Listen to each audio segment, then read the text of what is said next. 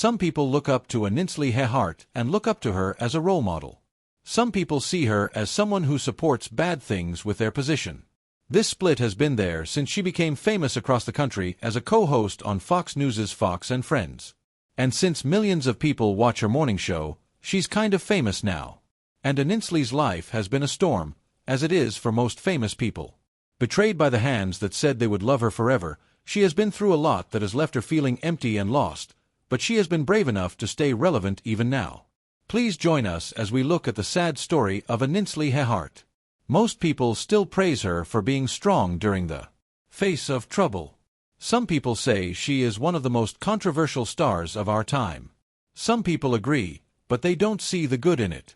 A lot of people were interested in Ainsley before she became famous, but she was just a little girl from Spartanburg, South Carolina. Dale and Wayne Earhardt, his parents, worked hard. Her family moved around a lot when she was a child. The first place they lived was in the Foxcroft neighborhood of Charlotte, North Carolina. When they moved to Columbia, South Carolina, she was still in elementary school. Ainsley wanted to be an actor when she was a teen. She did theater and never missed the Grammy and Academy Awards shows. It took her parents to talk her out of becoming an actress.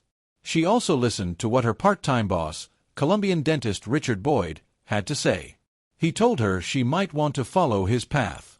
He told her that as an orthodontist, she would get to work with great families and have the freedom to visit her dream city, New York, whenever she pleased. Ainsley went to Spring Valley High School while her family was still living in South Carolina. She was said to have worked very hard in school. She also did a lot of things outside of school, like dancing, tennis, and softball.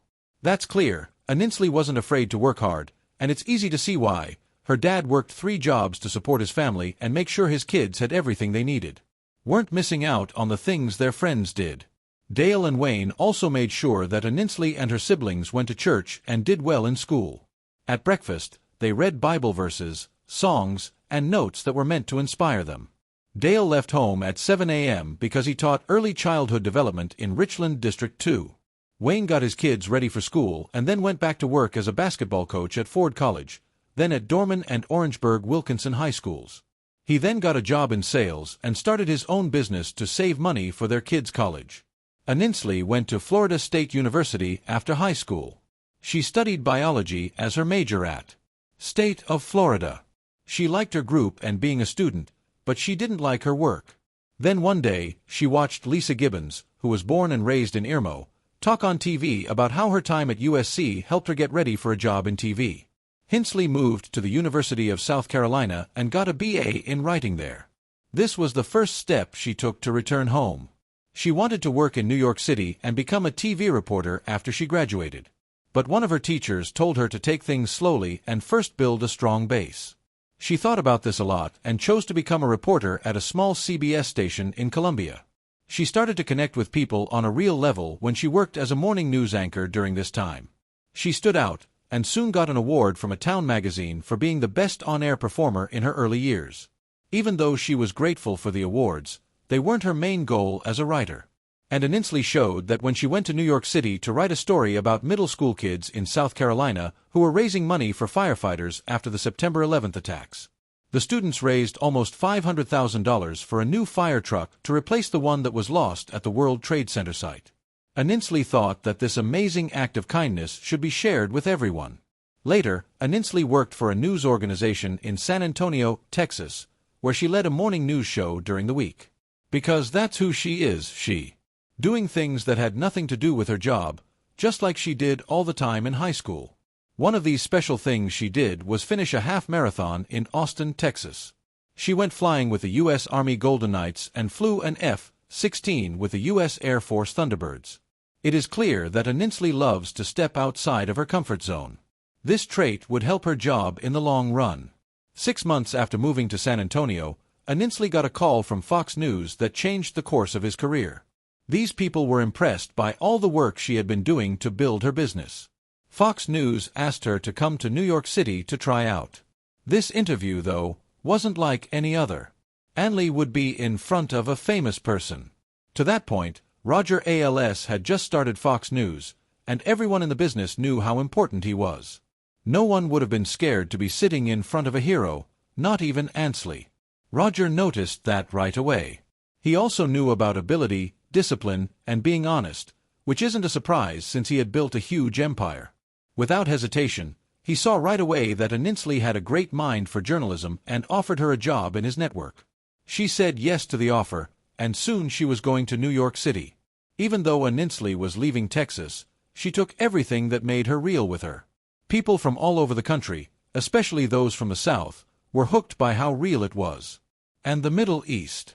People from other parts of the country admired how she didn't have to forget who she was to get ahead in her work.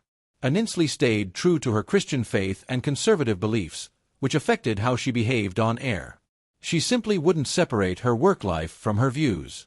The fact that she talked to preachers and other religious leaders in interviews shows that she thinks religion should be a part of public conversation. Many fans found this to be a breath of fresh air because they knew that other celebrities and media figures had stuck to talking about secular topics. Ainsley was smarter because she didn't make other people believe what she thought. Instead, she let her own beliefs guide her actions and words. Some people, even those who weren't religious, were more open to her because of this. Soon after, she had her own show on Hannity called Ainsley Across America.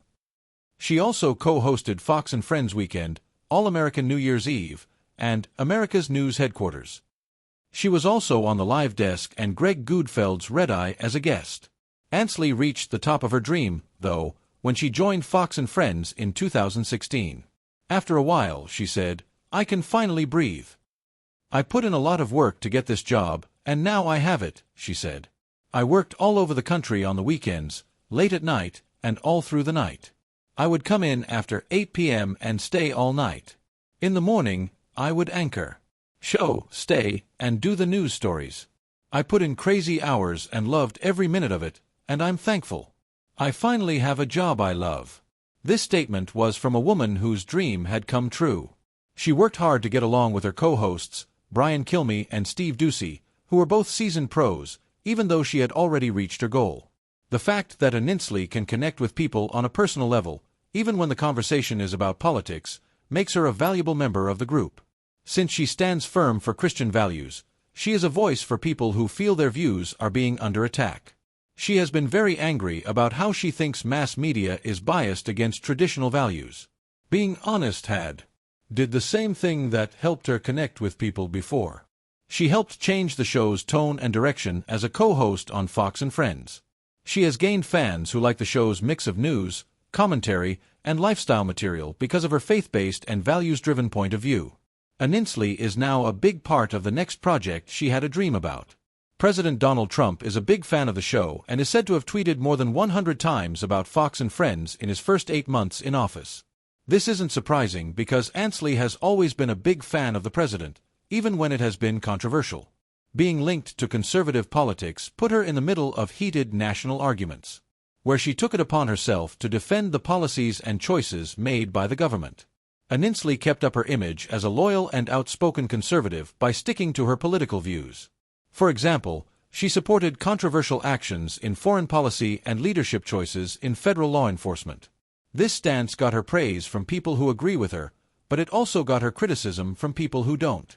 Some people have said she didn't really mean to bring her faith into her work, which is why she did it. A lot of people have said that her religious views are used to build her personal brand or protect her politically. With social media, it's also easy to find out how people feel about something. Anyone who isn't involved in the situation can see how divided people are when they are asked if Ainsley Earhardt is liked or not. Ainsley has had problems in her personal life as well as her work. Most of her problems have been in her relationships. They were married for the first time. Kevin McKinney was also a graduate of the University of South Carolina. They were married for a while before getting a divorce. Later, Ainsley said that the breakup happened because of issues with communication, differing values, and rising emotional distance. This is a common problem for many couples in modern relationships. For her, the divorce was particularly painful. She had to deal with loss, grief, guilt, and self-doubt. At the same time, she was getting a lot of attention from the media, something that made it even harder to heal. Ainsley turned to her faith for comfort and direction during this time.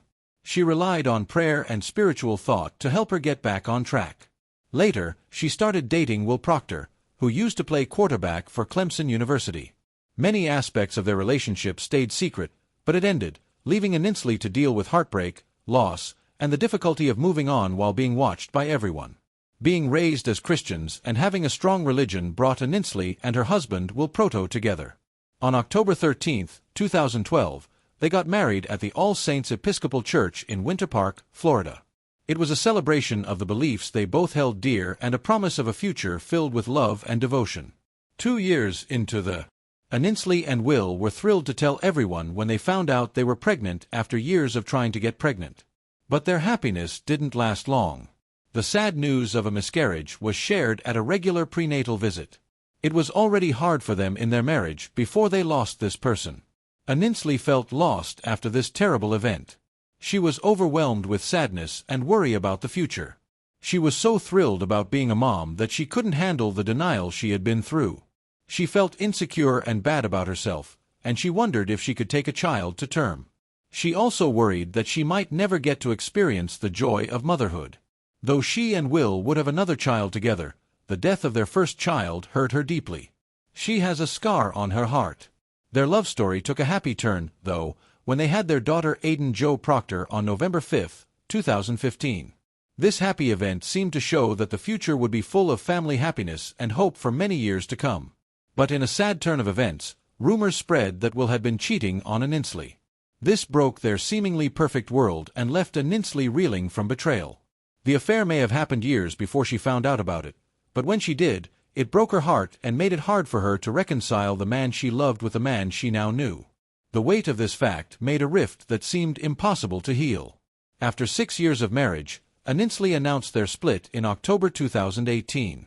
The next day, Will filed for divorce in New York.